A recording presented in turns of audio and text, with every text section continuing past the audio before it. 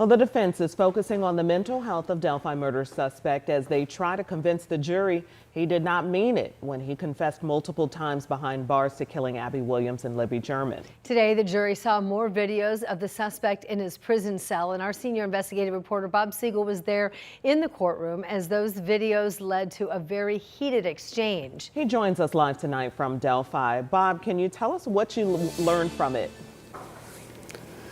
Felicia and Ann, we are inside right now, directly across the street from the Carroll County Courthouse because it's been raining here in Delphi all day. Inside the courtroom, some of the most important testimony today of this entire trial. A neuropsychologist took the stand to say Richard Allen was mentally ill at the time he confessed to killing Abby and Libby.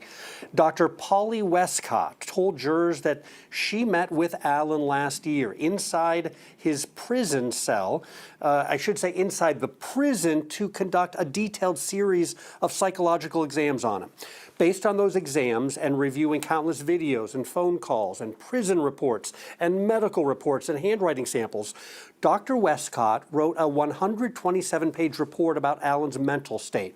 And here are her conclusions. She said, Richard Allen has a very long history of mental health disorders. The doctor called him a fragile egg when he arrived at the Westville Correctional Facility. She said Allen was not faking or exaggerating his mental health issues while incarcerated. And he showed a clear decline in mental and physical health within 4 months, she said, of arriving at the prison. Dr. Westcott said Allen showed a significant slowing of his thinking around the time of his confessions. Based on her analysis, Allen suffered from major depressive disorder around the time of his confessions, and that disorder, combined with high levels of stress, caused him to suffer psychosis during the time period when he made his incriminating statements. That certainly helps counter the most damaging evidence against Allen so far, the recorded phone calls the jury's already heard in which Allen confessed to the murders to both his wife and to his mother. Also today, to support the testimony from Dr. Westcott, jurors got to see 2 videos that show Richard Allen inside his prison cell. Only jurors could see the videos.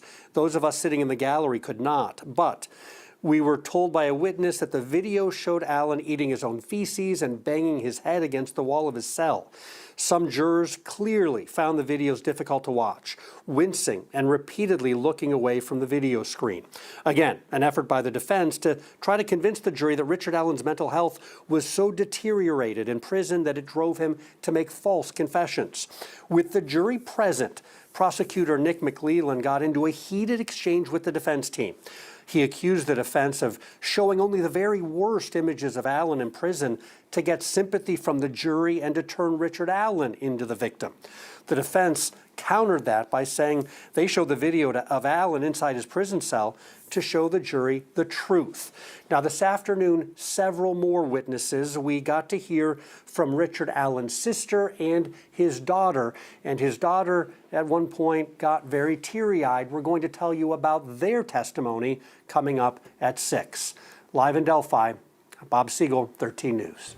Bob, thank you. And you can also catch up with Bob and our legal expert, Katie Jackson-Lindsay, during our Delphi debrief. It's at 10 o'clock tonight on WTHR Plus. You can find it on Apple TV, Roku, as well as Fire Stick.